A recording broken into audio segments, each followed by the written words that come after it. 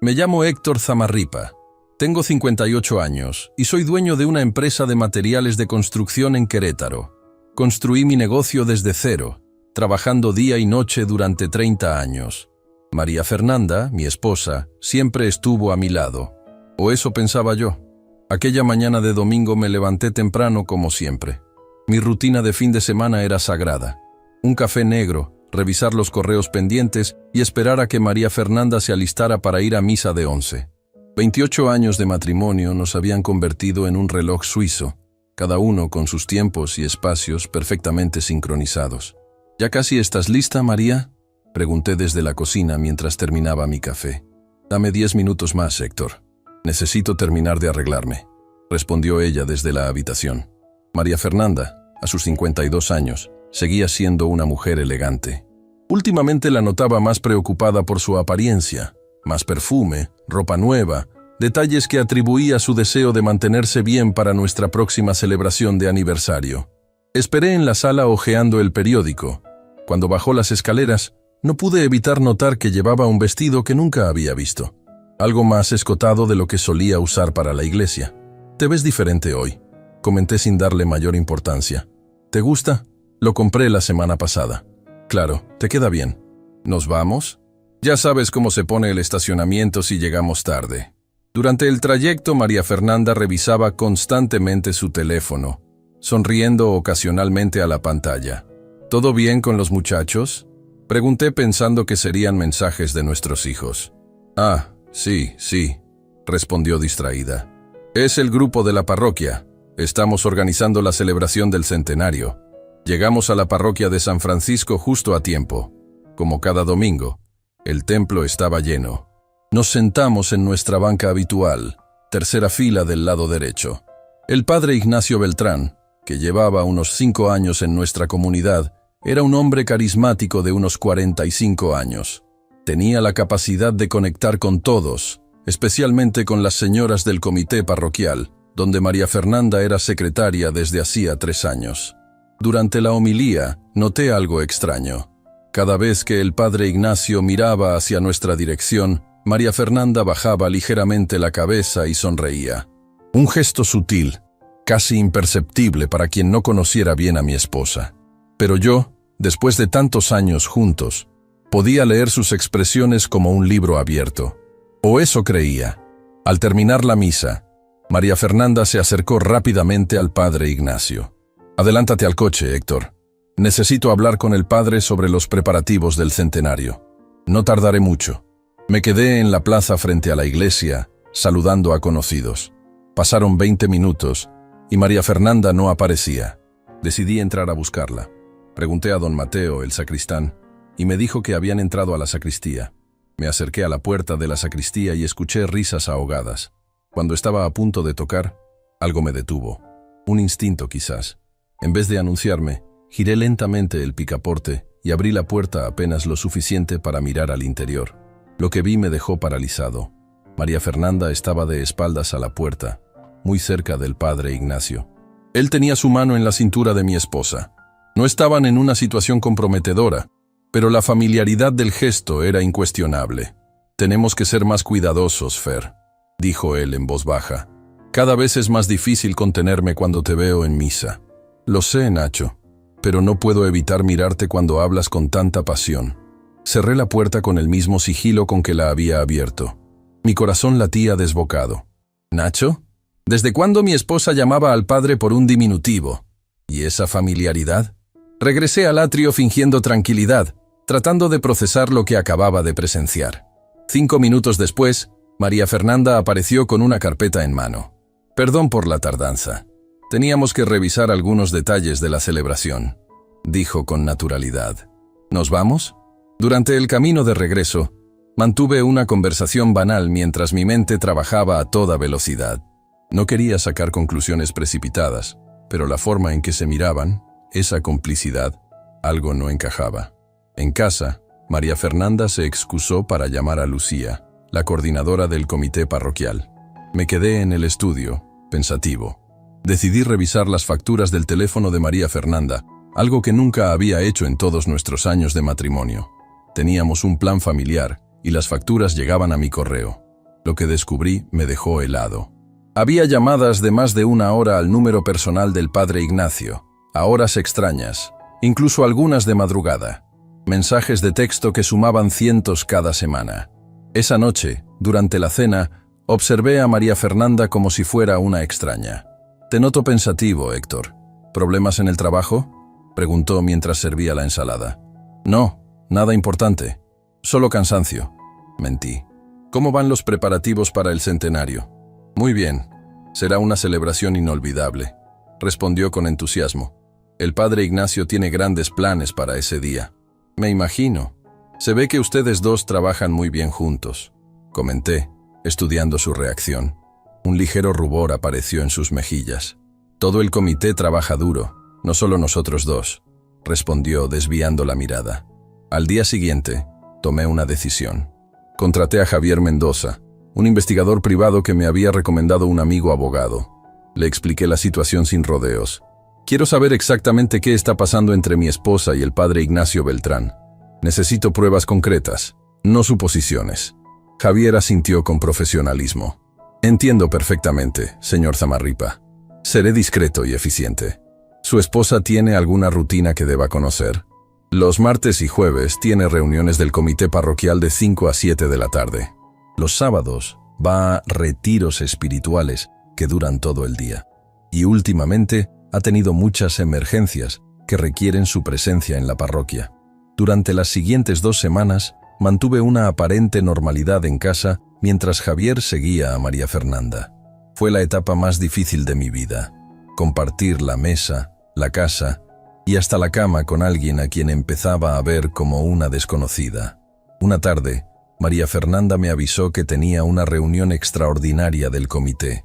«Llegaré tarde, no me esperes para cenar». Apenas salió, llamé a Javier.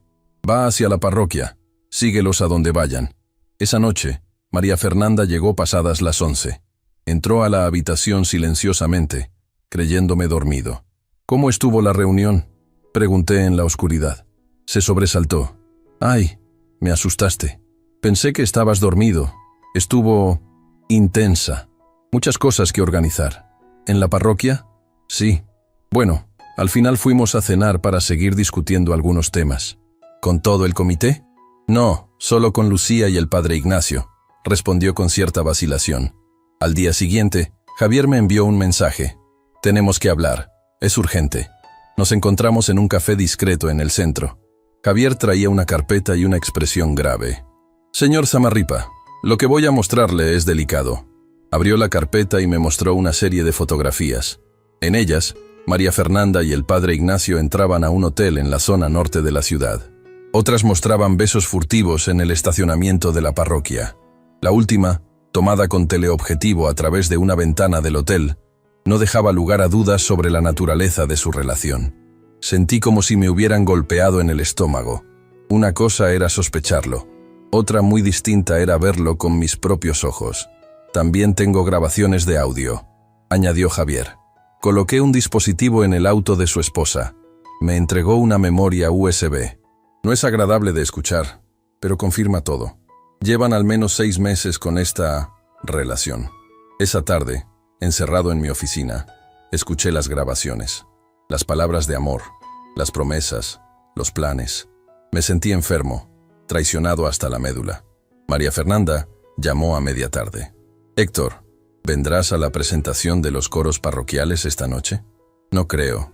Tengo mucho trabajo pendiente», respondí, luchando por mantener la compostura. «El padre Ignacio preguntó específicamente por ti. Dice que te has alejado mucho de la parroquia últimamente». La audacia me dejó sin palabras por un momento. «Dile al padre que estoy muy ocupado. Ya me acercaré cuando tenga tiempo», respondí secamente. «¿Estás bien? Te noto extraño». «Perfectamente. Solo ocupado. Disfruta de tu presentación». Al colgar, tomé una decisión. No actuaría impulsivamente. Necesitaba más pruebas y, sobre todo, un plan. Contraté a un técnico especializado para instalar cámaras ocultas en nuestra casa. También le pedí a Javier que continuara la vigilancia, pero ahora con un objetivo específico. Quería saber si el padre Ignacio había visitado nuestra casa en mi ausencia. No tuve que esperar mucho. 3 días después, durante un supuesto viaje de negocios a León, En realidad me hospedé en un hotel de Querétaro. Las cámaras captaron al padre Ignacio entrando a nuestra casa a las 10 de la noche. Las imágenes eran inequívocas. Besos apasionados apenas cruzaron la puerta, copas de vino en la sala y finalmente ambos subiendo a nuestra habitación matrimonial. Vomité al ver esas imágenes. Era una profanación total de mi hogar, de mi cama, de mi vida. Pero en medio del dolor, una idea empezó a formarse en mi mente. El centenario de la parroquia sería en 2 semanas. Una celebración a la que asistiría toda la comunidad, incluido el obispo. El escenario perfecto. Durante los días siguientes, recopilé todas las pruebas, fotos, videos, grabaciones de audio. Contraté a un editor de video profesional para crear un montaje de 5 minutos que mostrara, sin lugar a dudas, la naturaleza de la relación entre mi esposa y el sacerdote. También me reuní discretamente con mi abogado para preparar los papeles del divorcio. Modificamos mi testamento y aseguré los activos de la empresa. ¿Estás seguro de querer hacerlo así, Héctor?, me preguntó mi abogado. Podría ser menos público. Ellos no tuvieron reparos en humillarme en público, en mi propia casa, en mi propia cama, respondí con determinación. La verdad debe salir a la luz. El gran día llegó. El centenario de la parroquia de San Francisco era un acontecimiento importante. Más de 300 personas llenaban el templo, incluidas las familias más prominentes de Querétaro y autoridades eclesiásticas. María Fernanda estaba radiante, sentada en primera fila junto a los demás miembros del comité. El padre Ignacio oficiaba la misa con su habitual carisma, lanzando ocasionales miradas cómplices a mi esposa. Yo me ubiqué discretamente en la parte posterior, junto al técnico audiovisual que había contratado. Según el programa, después de la misa, habría una presentación sobre la historia de la parroquia, proyectada en una pantalla gigante instalada en el altar. Ese sería mi momento. La misa transcurrió con normalidad. Al finalizar, el padre Ignacio tomó el micrófono. Queridos hermanos, celebramos hoy 100 años de historia de nuestra amada parroquia. 100 años de fe, comunidad y servicio. Para conmemorar este momento, hemos preparado una presentación especial sobre nuestra historia. Se apagaron las luces y comenzó la proyección. Los primeros minutos mostraban fotografías antiguas de la parroquia, tal como estaba programado. Pero entonces, tal como había coordinado con el técnico, la presentación cambió abruptamente. En la pantalla gigante, aparecieron María Fernanda y el padre Ignacio besándose en el estacionamiento de la parroquia. Luego, entrando al hotel. Después, en mi propia casa, en mi propia sala. El audio era claro, sus voces inconfundibles. ¿Cuándo le dirás a Héctor?, preguntaba el padre Ignacio. Aún no es el momento. Necesitamos ser pacientes, respondía María Fernanda. Héctor controla todo el dinero. Tenemos que ser estratégicos. Un jadeo colectivo recorrió la iglesia. Vi cómo el rostro de María Fernanda se transformaba por el horror. El padre Ignacio quedó petrificado junto al altar. El obispo, sentado en una silla especial, se puso de pie con expresión severa. Antes de que pudieran detener la proyección, me levanté y caminé hacia el frente de la iglesia. Esta es la verdadera celebración que han estado planeando, dije con voz firme, mirando directamente a María Fernanda y al padre Ignacio. Una celebración de engaño y traición, en nombre de Dios, en la casa de Dios, y en mi propia casa. El caos se desató en la iglesia. Algunos gritaban, otros lloraban. El obispo se acercó rápidamente al padre Ignacio, su rostro contorsionado por la ira. María Fernanda intentó acercarse a mí, pero la detuve con un gesto. Los papeles del divorcio te esperan en casa, María Fernanda, dije con calma. Tu abogado puede contactar al mío para los detalles. Me di la vuelta y salí de la iglesia con la frente en alto, dejando tras de mí un matrimonio destruido y el inicio de un nuevo capítulo en mi vida. Salí de la iglesia entre murmullos y miradas atónitas. Algunas personas intentaron detenerme, pero las ignoré. Necesitaba aire, espacio, silencio. Mi cuerpo se movía por inercia hacia el estacionamiento, mientras mi mente trataba de procesar todo lo ocurrido. Al llegar a mi automóvil, sentí una mano en mi hombro. Era Javier, el investigador. Señor Zamarripa, no debería manejar en este estado. Permítame llevarlo. Asentí sin fuerzas para discutir. Durante el trayecto, Permanecí en silencio mirando por la ventana. Las calles de Querétaro pasaban ante mis ojos como una película borrosa. Lo que hizo ahí dentro requirió valor, comentó Javier mientras conducía. Muchos hombres hubieran optado por la violencia. La violencia solo me habría convertido en el villano. Respondí con voz apagada. Prefiero que la verdad hable por sí misma. Javier me dejó en un hotel discreto en las afueras de la ciudad. Habíamos acordado que no regresaría a casa esa noche. María Fernanda seguramente iría allí, y no estaba preparado para enfrentarla en privado. En la soledad de la habitación, mi teléfono comenzó a sonar incesantemente. Llamadas de mis hijos, de amigos, incluso de miembros de la parroquia. Los ignoré a todos. Necesitaba procesar lo ocurrido antes de hablar con nadie. Solo contesté una llamada, la de mi abogado, Roberto Castillo. «Héctor, ¿estás bien?», preguntó con genuina preocupación. «Físicamente sí. Lo demás ya lo reconstruiré con tiempo. María Fernanda está en la casa con su hermana. La policía tuvo que escoltar al padre Ignacio fuera de la iglesia para protegerlo de algunos feligreses indignados. El obispo, según me informaron, suspendió inmediatamente al padre Ignacio y convocó una reunión de emergencia.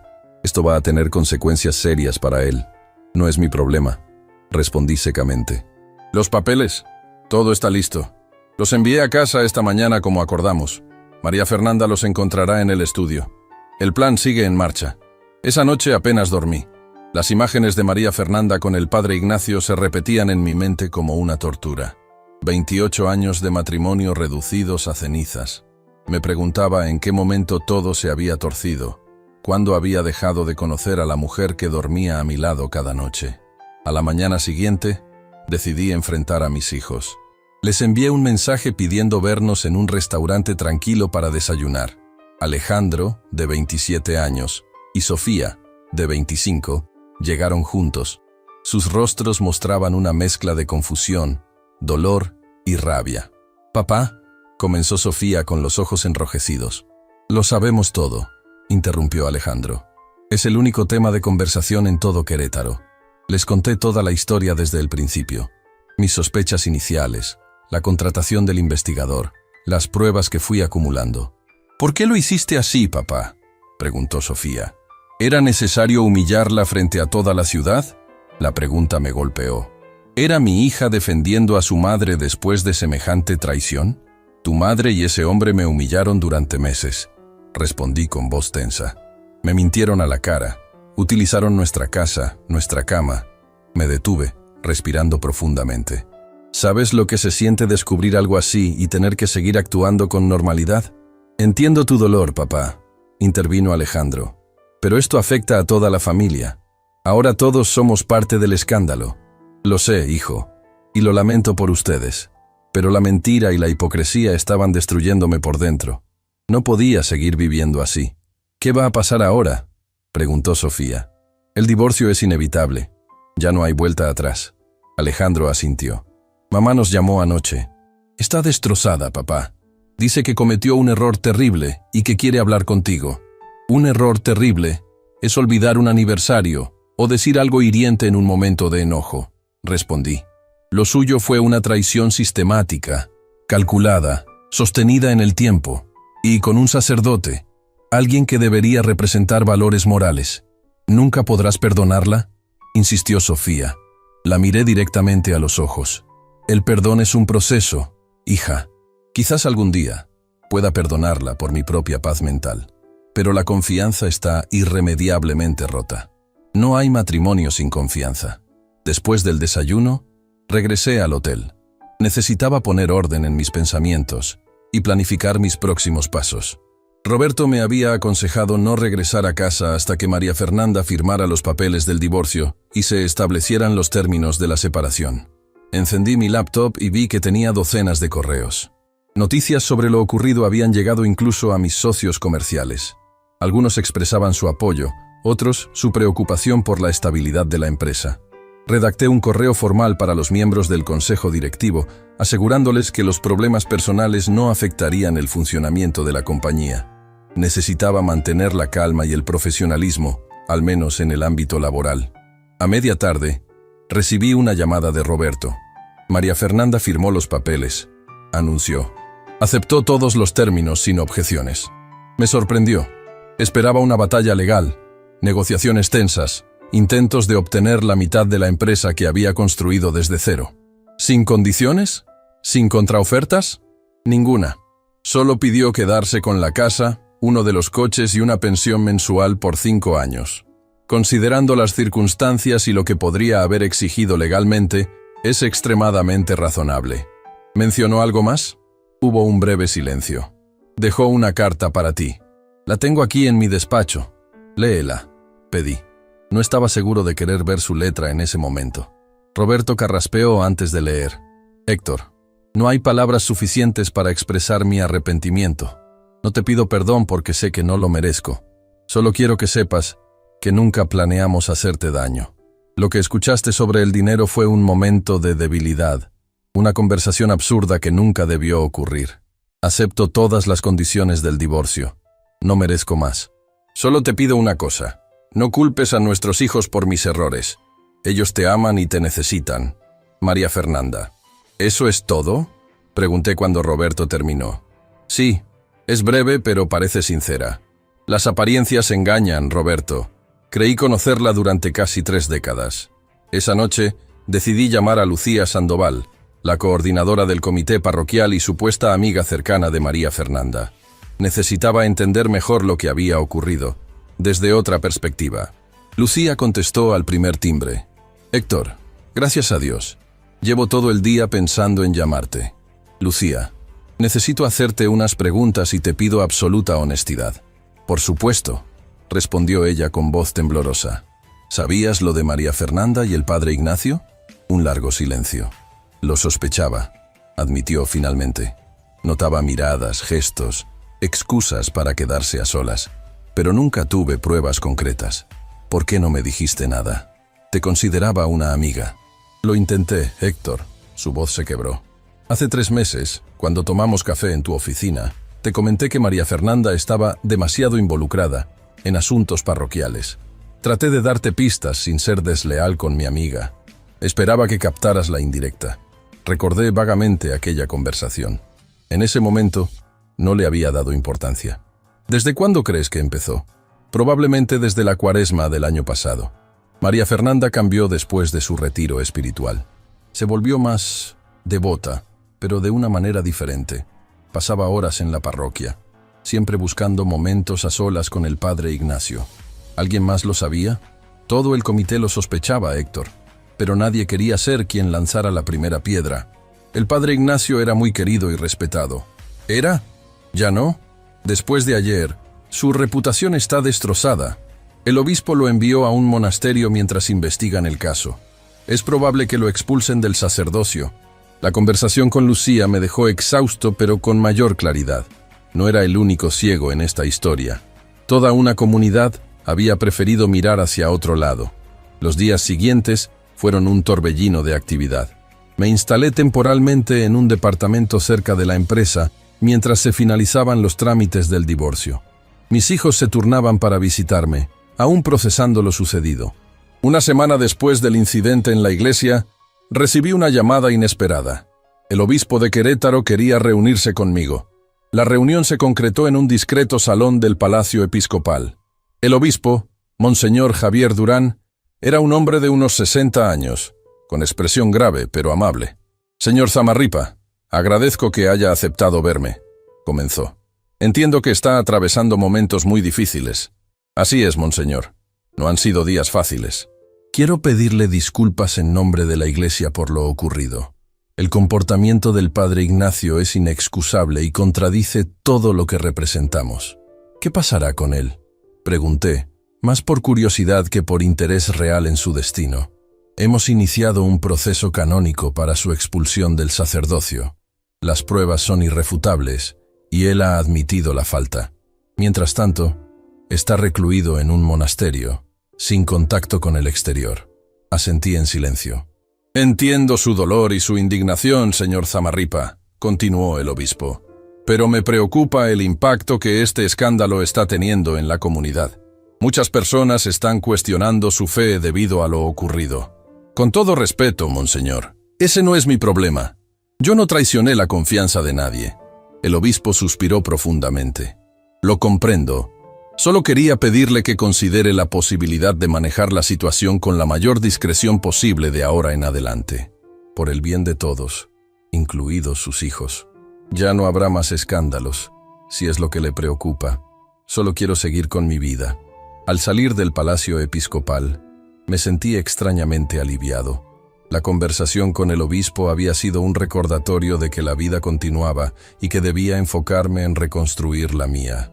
En las semanas siguientes, el escándalo comenzó a amainar, aunque seguía siendo tema de conversación en Querétaro.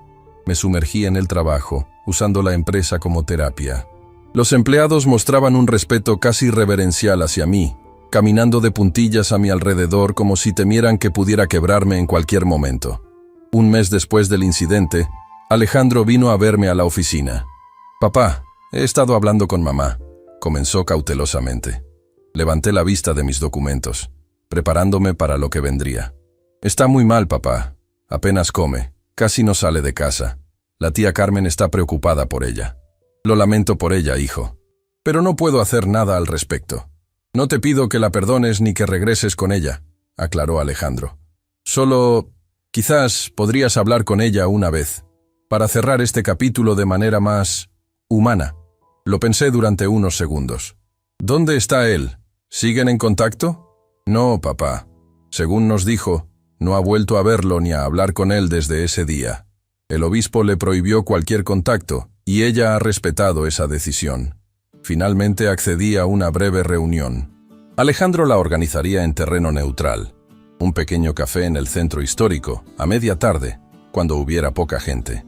El día acordado llegué puntualmente. María Fernanda ya estaba allí, sentada en una mesa al fondo. La observé desde la entrada. Había perdido peso. Su rostro estaba demacrado y sin maquillaje. Su postura encorvada delataba su abatimiento. Me acerqué y me senté frente a ella. Por unos segundos, ninguno dijo nada. «Gracias por venir, Héctor», dijo finalmente con voz apenas audible. Alejandro insistió. «Pensé que nos debíamos esta conversación». María Fernanda asintió, con los ojos fijos en su taza de café. «No voy a preguntarte por qué lo hiciste», continué. «Ya no importa. Solo quiero entender una cosa. ¿Por qué él? ¿Por qué un sacerdote?» Levantó la mirada, sus ojos enrojecidos. «No fue algo planeado, Héctor. Me sentía sola, invisible. Nuestro matrimonio se había convertido en una rutina. Tú estabas siempre ocupado con la empresa, con tus proyectos. Ignacio, él me escuchaba. Me hacía sentir especial, importante. Yo te escuchaba», repliqué. «Siempre estuve ahí cuando me necesitabas. Físicamente sí, pero tu mente estaba en otra parte. Hacía años que no teníamos una conversación real, que no compartíamos nuestros pensamientos, nuestros miedos. Era doloroso escucharla, pero había algo de verdad en sus palabras. Nuestra relación se había enfriado con los años, convertida en una sociedad eficiente, pero sin la pasión del inicio. Eso no justifica la traición, María Fernanda. Si te sentías así, podrías haberlo dicho. Podrías haber pedido el divorcio». «Lo sé», admitió. «Fui cobarde. Me dejé llevar por una fantasía, por la emoción de algo prohibido. Fue estúpido y egoísta». «¿Lo amabas?», pregunté, sorprendiéndome a mí mismo por la pregunta. Se tomó un momento antes de responder. «Creí que sí. Ahora no estoy segura. Quizás solo amaba cómo me hacía sentir. La atención, la adrenalina. Confundí muchas cosas. ¿Y él?». Ignacio era complejo. Creo que realmente tenía una crisis de fe. Me dijo muchas veces que quería dejar el sacerdocio por mí. Planeaba hablar con el obispo después del centenario. Pero mientras tanto, seguía dando misa, confesando a la gente, predicando sobre moral. Señalé con amargura. Sí, esa hipocresía me incomodaba, pero me convencí de que era una situación temporal, que pronto podríamos vivir nuestro amor abiertamente. ¿Y el comentario sobre mi dinero? Lo escuché en las grabaciones. María Fernanda. Planeaban aprovecharse de mí. Sus mejillas se encendieron de vergüenza. Fue un momento de debilidad, una fantasía estúpida. Ignacio mencionó que sin dinero no podríamos comenzar una nueva vida y yo dije esas tonterías sin pensar. Nunca tuve intención real de quitarte nada. El silencio cayó entre nosotros. Una parte de mí quería creerle, pero la confianza estaba irremediablemente rota. ¿Qué harás ahora?, pregunté finalmente. No lo sé. Cuando termine el proceso de divorcio, quizás me mude a Guadalajara con mi hermana. Necesito alejarme de Querétaro, de los rumores, de las miradas. Asentí. Era comprensible. ¿Y tú?, preguntó ella. ¿Cómo estás realmente, Héctor? Sobreviviendo día a día. El trabajo ayuda. Y los niños también. Me miró con ojos húmedos. Te amé de verdad, Héctor. Durante muchos años fuiste el centro de mi vida. Quiero que sepas eso a pesar de todo. Me levanté lentamente. También te amé, María Fernanda. Por eso duele tanto. Salí del café sin mirar atrás. La conversación había sido necesaria, pero no trajo el cierre que esperaba. Algunas heridas tardarían mucho tiempo en sanar, si es que alguna vez lo hacían completamente. Esa noche, en la soledad de mi departamento, reflexioné sobre la conversación con María Fernanda. Sus palabras resonaban en mi mente. Me sentía sola, invisible. ¿Realmente había estado tan absorto en mi trabajo que no pude ver cómo se desmoronaba nuestro matrimonio? No justificaba su traición, pero quizás yo también tenía parte de responsabilidad en el deterioro de nuestra relación. Al día siguiente, decidí consultar a un terapeuta, el doctor Ramírez, un psicólogo de mediana edad con expresión serena. Me recibió en su consultorio. «Señor Zamarripa, ¿qué lo trae aquí?», preguntó después de las presentaciones formales. «Mi esposa me engañó con un sacerdote», respondí directamente. «Toda la ciudad lo sabe. El divorcio está en proceso, pero no sé cómo seguir adelante». Le conté toda la historia. Mientras hablaba, notaba cómo el nudo en mi garganta se aflojaba ligeramente. Era la primera vez que expresaba mis sentimientos sin restricciones. «Lo que siento no es solo dolor», confesé. «Es humillación, rabia y sobre todo una sensación de fracaso. 28 años juntos y no pude ver que vivía con una extraña». «El engaño siempre genera ese tipo de cuestionamientos», respondió el doctor Ramírez. «Nos hace dudar de nuestra capacidad de juicio, de nuestras percepciones. Es normal que sienta que falló, pero recuerde, usted no es responsable de las decisiones que tomó su esposa, pero tal vez sí de la situación que la llevó a tomar esas decisiones». «Esa es una reflexión válida y madura», asintió el terapeuta. «Reconocer nuestra parte en los problemas matrimoniales es importante, pero hay una diferencia entre contribuir a un ambiente de distanciamiento y ser culpable de la infidelidad de la otra persona. Cada uno es responsable de sus propias acciones». Salí de la consulta con una sensación extraña, como si hubiera depositado una pequeña parte de la carga que llevaba. Programamos sesiones semanales. Necesitaba ese espacio para procesar lo ocurrido sin el juicio o la lástima que veía en los ojos de amigos y familiares. 2 meses después del escándalo, mi vida comenzaba a tomar un nuevo ritmo. Me había adaptado al departamento, más pequeño que nuestra antigua casa pero suficiente para mí.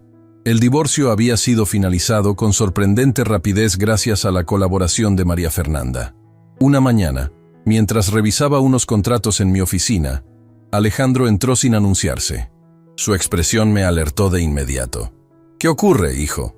«Es mamá», dijo, sentándose frente a mi escritorio. «Se va mañana a Guadalajara». Asentí lentamente. Ella había mencionado esa posibilidad durante nuestra última conversación. «Es lo mejor para ella», respondí. «Aquí todos la conocen. Debe ser difícil. Quiere despedirse de ti», añadió Alejandro estudiando mi reacción. «Dice que necesita cerrar este capítulo adecuadamente». Suspiré profundamente. No estaba seguro de querer otro encuentro emotivo, pero comprendía su necesidad de un cierre. «Está bien. Dile que pasaré por la casa esta tarde». «Gracias, papá. Significa mucho para ella, y para Sofía y para mí». Cuando Alejandro se marchó, me quedé contemplando por la ventana. Querétaro se extendía ante mis ojos, con sus edificios coloniales y calles empedradas. Esta ciudad que tanto amaba ahora estaba impregnada de recuerdos dolorosos. A las 6 en punto, estacioné frente a la que había sido mi casa durante décadas.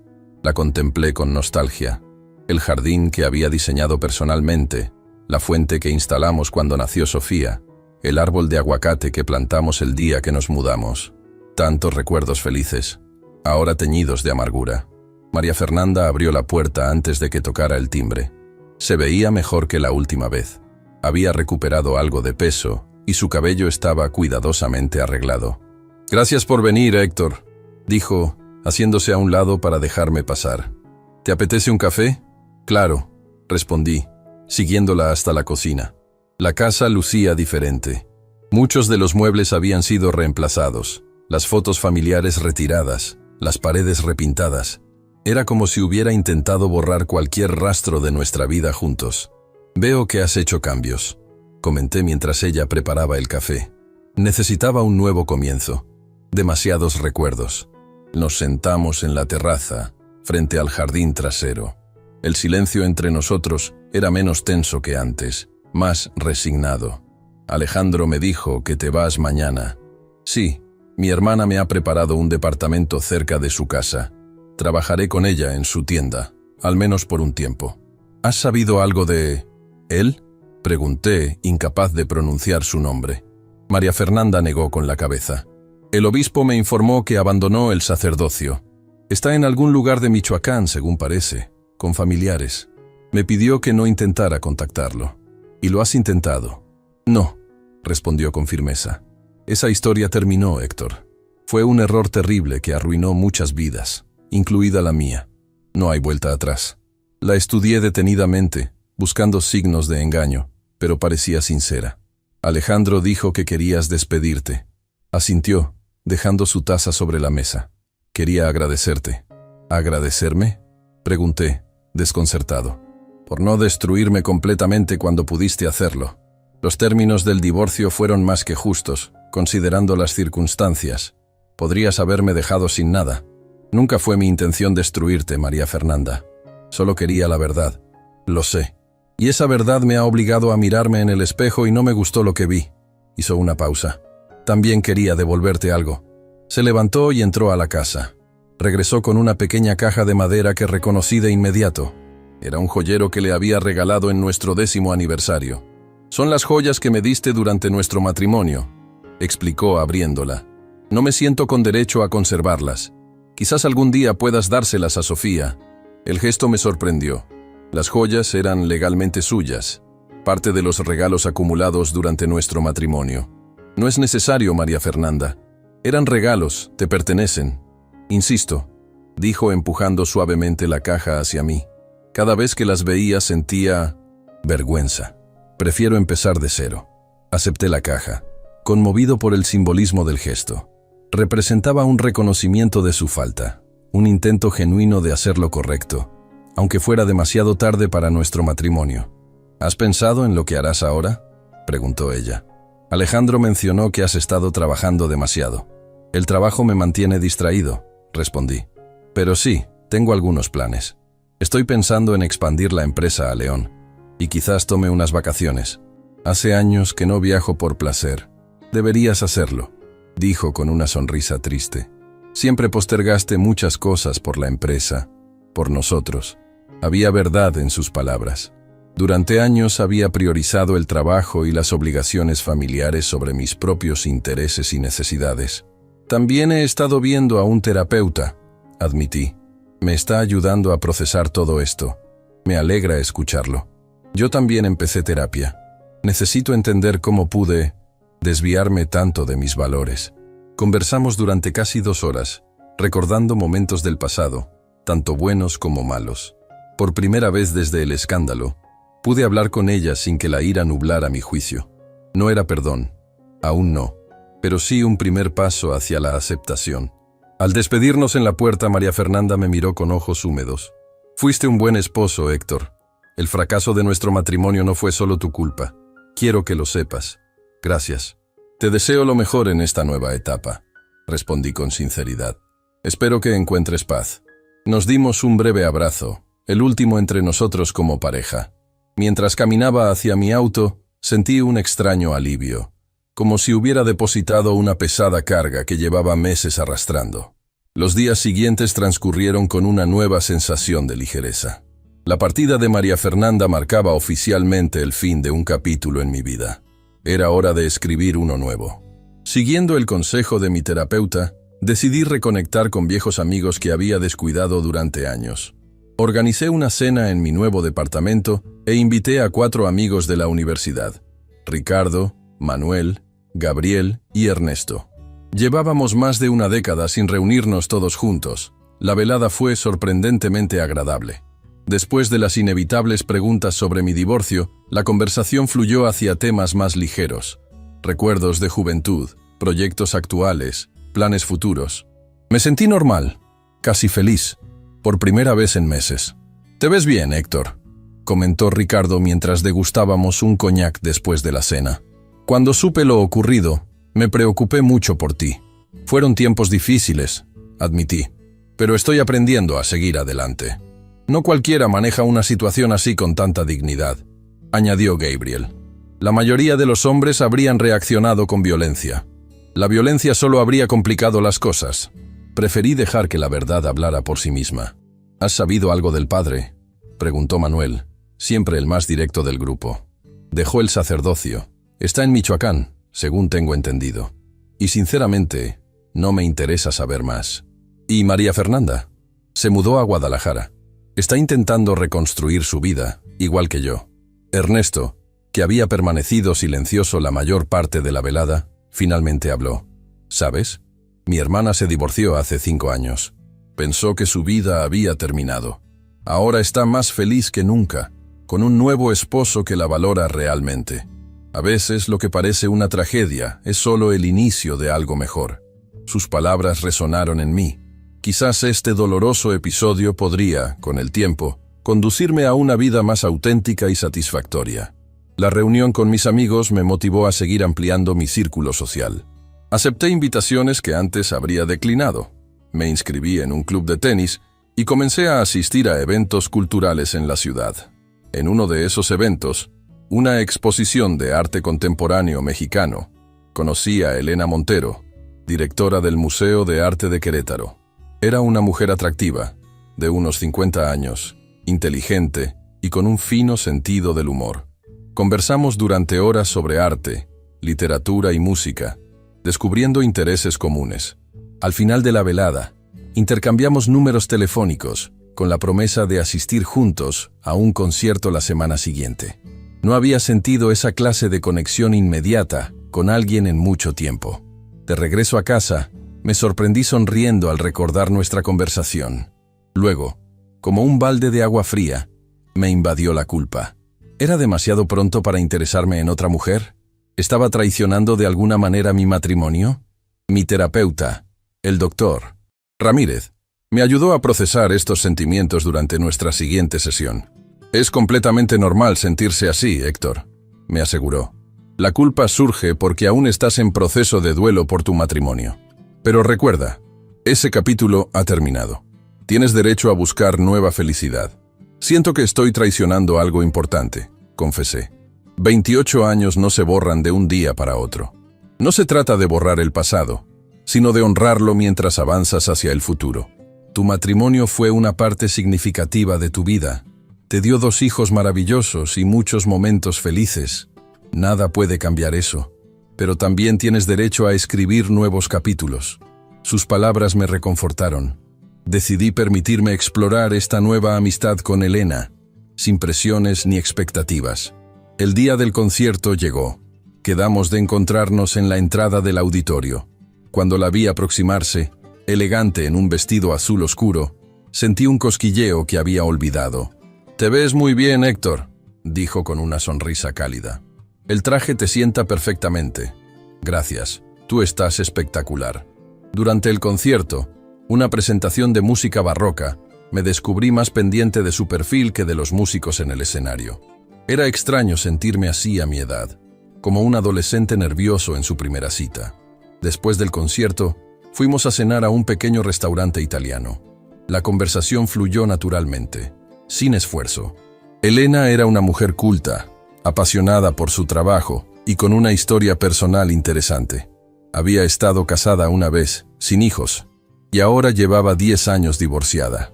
«¿Y cómo está siendo tu proceso?», preguntó directamente, refiriéndose a mi reciente divorcio. «Complicado, pero avanzando. Algunos días son mejores que otros.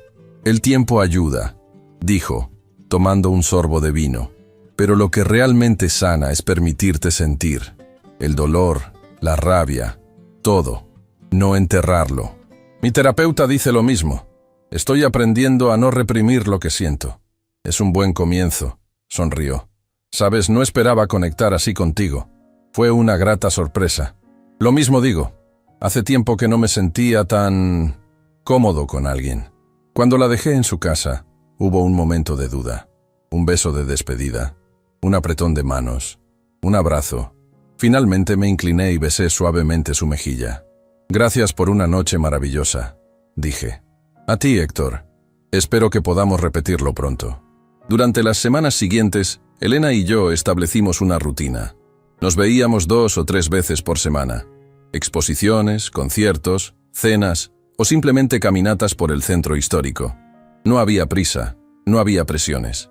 Era un cortejo a la antigua, respetuoso y pausado. Un domingo, decidí presentarla a mis hijos. Organicé una comida en mi departamento. Estaba nervioso, temiendo su reacción. Alejandro y Sofía llegaron puntuales. Elena, 10 minutos después. Las presentaciones fueron cordiales, aunque noté cierta reserva en Sofía. Durante la comida, la conversación se mantuvo en terreno neutral. Arte, música, recuerdos de la universidad. Después del postre, Alejandro me ayudó a servir el café mientras Sofía y Elena quedaban solas en la sala. Desde la cocina, pude ver cómo conversaban animadamente, riendo ocasionalmente. Un buen signo. Parece agradable, comentó Alejandro en voz baja. ¿Cuánto tiempo llevan saliendo? No estamos saliendo oficialmente. Somos amigos. Nos estamos conociendo. Papá, he visto cómo la miras. No es solo amistad. Sonreí, incapaz de negarlo. Es pronto para ponerle nombre. Pero sí, hay algo especial. Me alegro por ti. Te lo mereces. Cuando Sofía y Alejandro se marcharon, Elena se quedó un rato más. Parecía relajada, satisfecha con el encuentro. Tus hijos son encantadores, dijo. Se nota que has hecho un buen trabajo como padre. Son lo mejor que tengo. Sofía me hizo un interrogatorio discreto pero exhaustivo. Sonrió. Quería asegurarse de mis intenciones contigo. Lo siento, es muy protectora. No lo sientas. Es natural, y me agrada que te cuide tanto. Nos sentamos en el balcón, contemplando la ciudad. Sin planificarlo, tomé su mano. Ella entrelazó sus dedos con los míos. Un gesto simple pero significativo. Tengo miedo, Elena, confesé de repente. ¿De qué?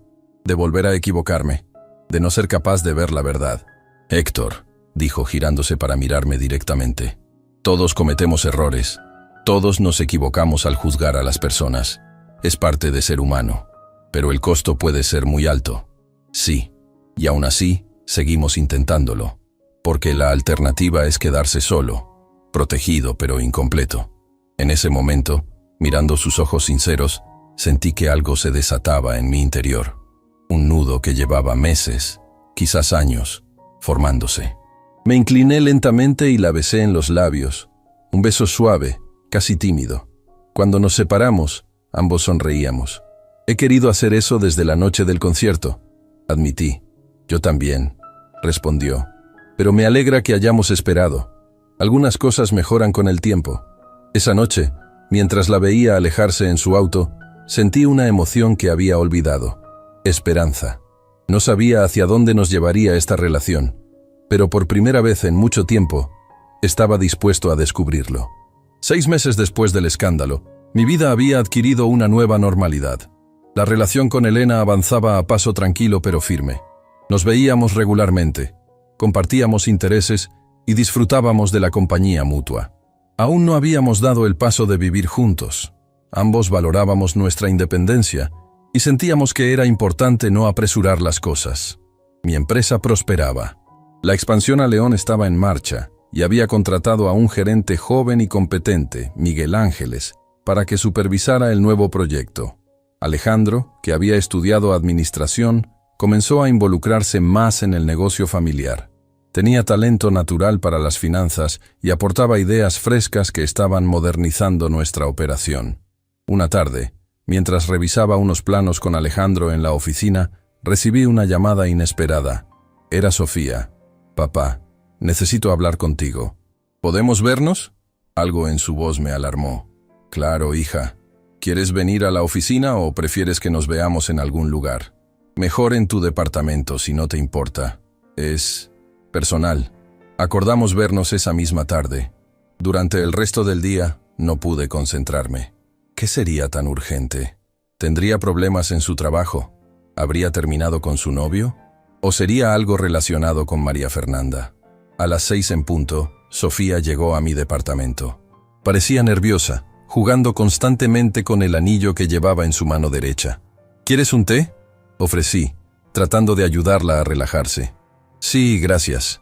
Mientras preparaba el té, Sofía se paseaba por la sala, mirando las fotos que había colocado en las estanterías. Muchas eran nuevas. Elena y yo en un viaje a Guanajuato, una reciente celebración de cumpleaños con amigos, un día de campo con Alejandro y su novia. «Te ves feliz en estas fotos, papá», comentó. «Lo soy, hija. Dentro de lo que puedo serlo».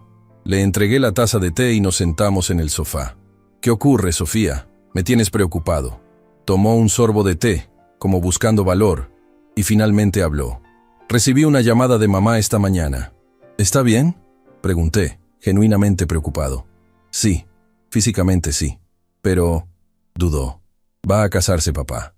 La noticia me golpeó como un puñetazo inesperado. No por celos, o porque aún sintiera algo romántico por María Fernanda.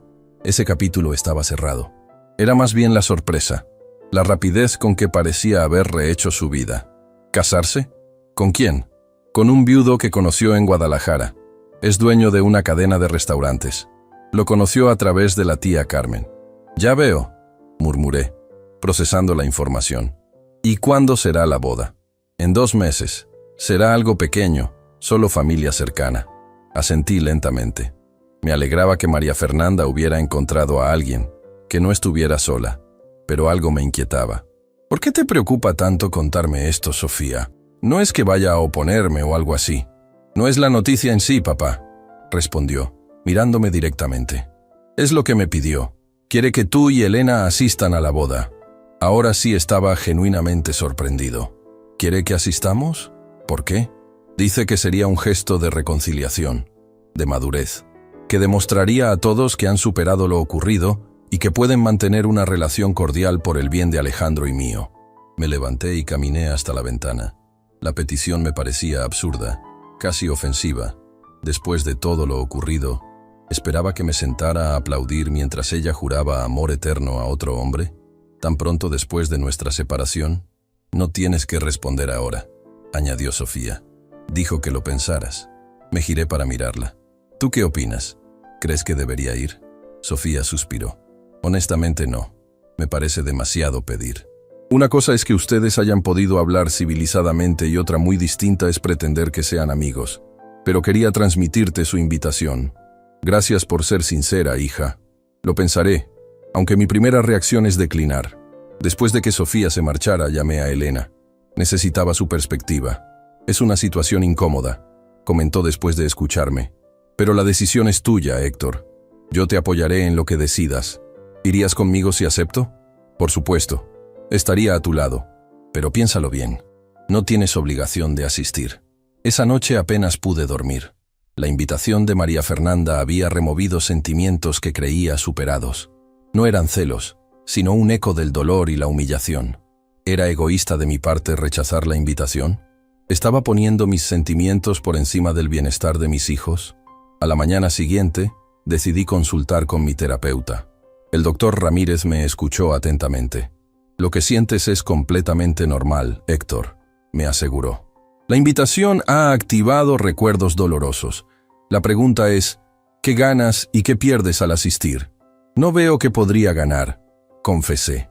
«Solo incomodidad, y tal vez reabrir heridas que apenas están sanando». «¿Y qué podrías perder al no asistir?».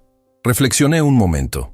«Quizás una oportunidad de demostrar que realmente he superado lo ocurrido, que soy capaz de desearle felicidad a pesar de todo».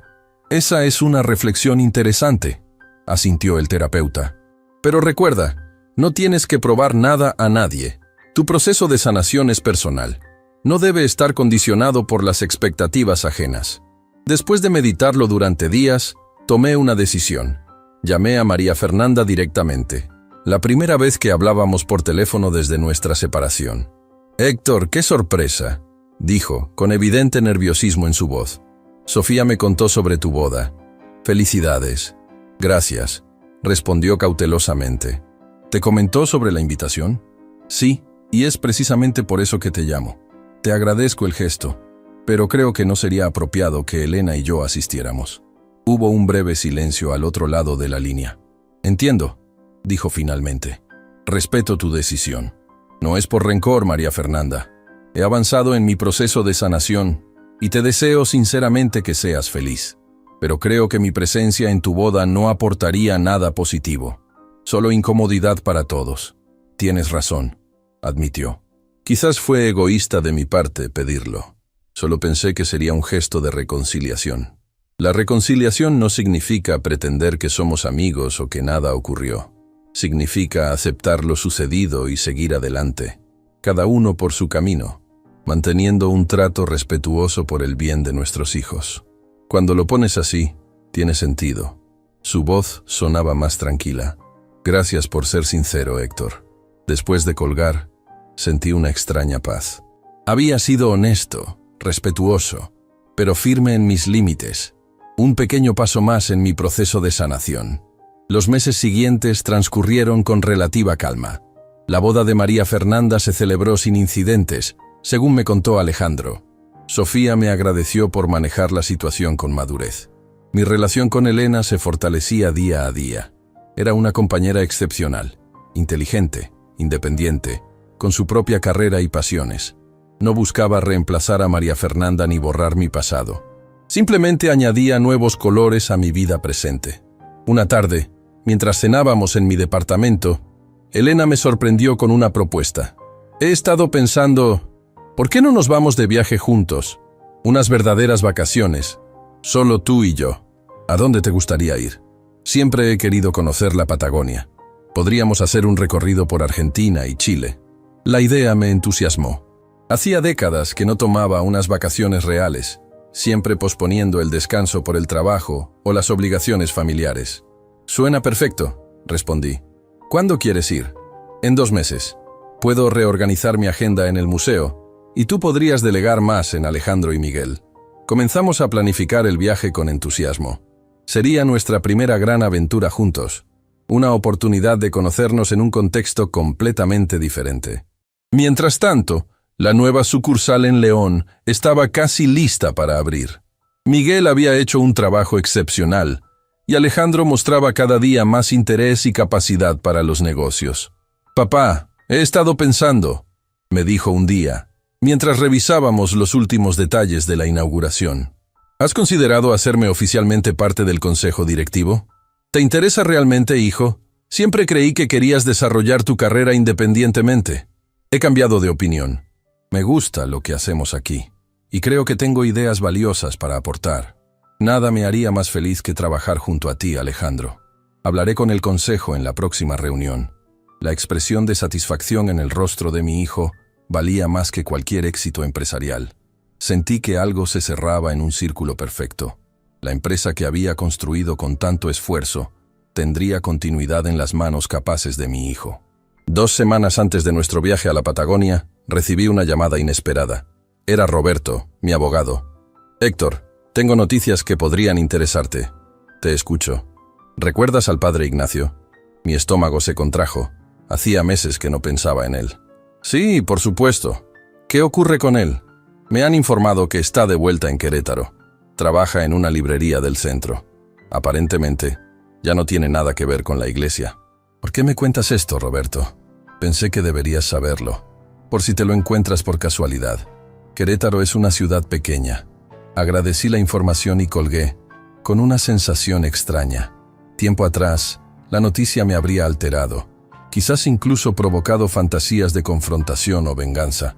Ahora solo sentía una leve inquietud, casi curiosidad. Esa noche, le comenté a Elena sobre la llamada.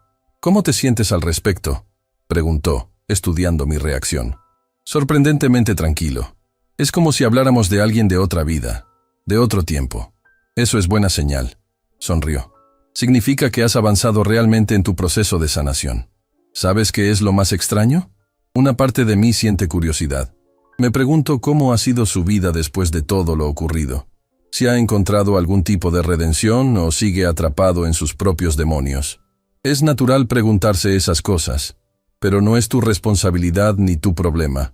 Lo sé. Y no tengo intención de buscarlo. Si nos encontramos por casualidad, que sea. Si no, tampoco importa. Elena me abrazó, apoyando su cabeza en mi hombro. Has recorrido un largo camino, Héctor. Estoy orgullosa de ti. La semana de la inauguración en León fue frenética. Viajé diariamente entre Querétaro y León, supervisando los últimos detalles, asegurándome de que todo estuviera perfecto. Alejandro me acompañaba, cada vez más involucrado y entusiasmado con el proyecto. El día anterior a la inauguración oficial, mientras caminaba por el centro de Querétaro buscando un regalo para Elena, sucedió lo inevitable.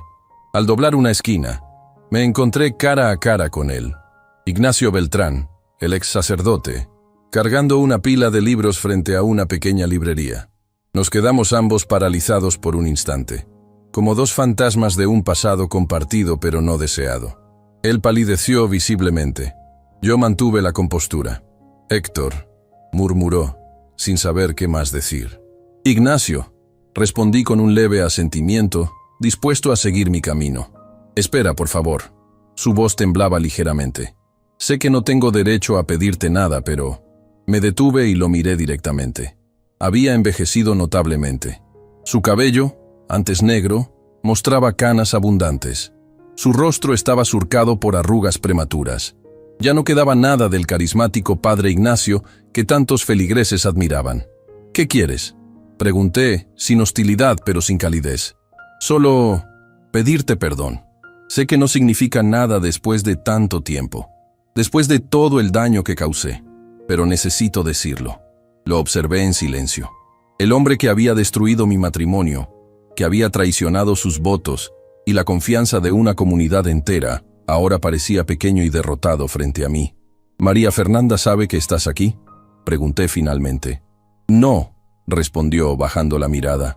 «No he tenido contacto con ella desde aquel día. El obispo me lo prohibió, y yo respeté esa decisión. Ella se ha casado nuevamente», comenté, sin saber bien por qué sentía la necesidad de decírselo. «Parece feliz». Un destello de dolor cruzó su rostro, pero asintió. «Me alegro por ella. Se merece ser feliz». El silencio cayó entre nosotros, incómodo pero no tan tenso como habría esperado. «¿Cómo ha sido tu vida?», pregunté, sorprendiéndome a mí mismo por el interés genuino. «Difícil, al principio. Estuve en un monasterio durante 6 meses, haciendo penitencia. Luego me mudé con mi hermana a Michoacán. Trabajé en el campo, tratando de encontrar algún tipo de paz. Hace 3 meses regresé a Querétaro. Mi sobrina es dueña de esta librería y necesitaba ayuda». Asentí, procesando su historia. No sentía lástima, pero tampoco el odio visceral que alguna vez me había consumido. «Debo irme», dije finalmente. «Tengo una inauguración mañana en León». «Por supuesto», respondió rápidamente. «Gracias por escucharme». Comencé a alejarme, pero me detuve y me giré una última vez. «Ignacio», dije, usando deliberadamente su nombre de pila. «Espero que encuentres paz». No esperé su respuesta. Continué mi camino, sintiendo una extraña ligereza. El encuentro, en lugar de perturbarme, me había dado una sensación de cierre. El círculo finalmente se completaba. Esa noche, mientras cenaba con Elena, Alejandro y Sofía, en celebración anticipada por la inauguración, me sentí profundamente afortunado. Había perdido un matrimonio, sí, pero había ganado una nueva oportunidad. Había experimentado traición, pero también apoyo incondicional. Había conocido la rabia y el dolor, pero ahora experimentaba la paz y la alegría. «Propongo un brindis», dijo Alejandro levantando su copa. «Por los nuevos comienzos, por la familia», añadió Sofía, «la que elegimos y la que nos elige. Por la verdad», dije yo mirando a Elena, «que duele pero libera. Por el amor», concluyó Elena, apretando mi mano, «que todo lo sana». Mientras chocábamos nuestras copas, sentí que se cerraba definitivamente un capítulo de mi vida y se abría otro, lleno de posibilidades.